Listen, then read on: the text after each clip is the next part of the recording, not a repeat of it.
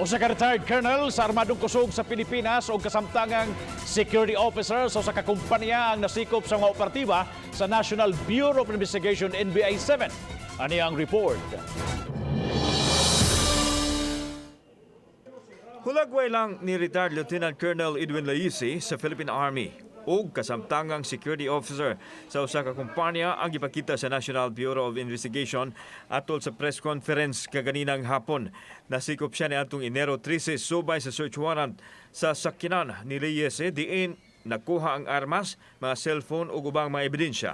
Sila si may gitumbok nga gikuha sa wapanganli nga mastermind aron mangu sa crime execution sa pagpatay kang attorney Luis V nga padong untang musod sa iyahang law firm sa barangay Kasambagan, Cebu City. Gipresentar usab sa NBI ang ilang mga ebidensya, lakip na ang documentary ug testimonial evidence ug ang video presentation di nagpakita sa pagkalakip ni Laisi sa krimen.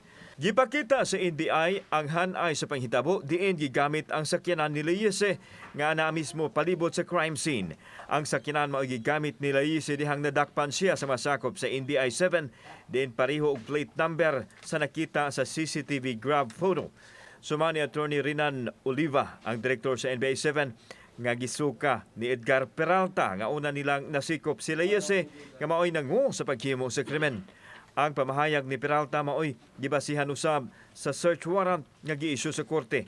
We find it necessary to seize the vehicle used by Laisi in the commission of the crime.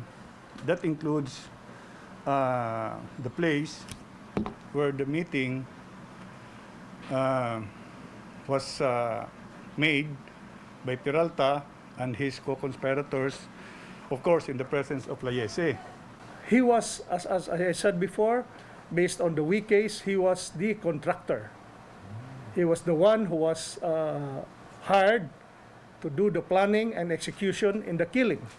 So wala pa ang murder, adunay unang attempted murder diin ang nabiktima mao si Attorney Joseph James Gupana. Nasuta sa NBI nga ang grupo ni Laisi ang mihimo sa krimen. Pareho ang ipangsulob sa mga suspek, sama na lang sa logo sa jacket sa gisulob sa mga tirador sa duha ka managlahing krimen. There are other personalities who are also behind, who connive with Colonel Laisi for the execution of Attorney Gupana. Adunay mga cellphone nga nakuha sa NBI kang Laisi o ipaubos sa forensic examination. Samtang gipadayag sa abogado ni Laisi nga andam at tubangon sa iyang kliyente ang kaso.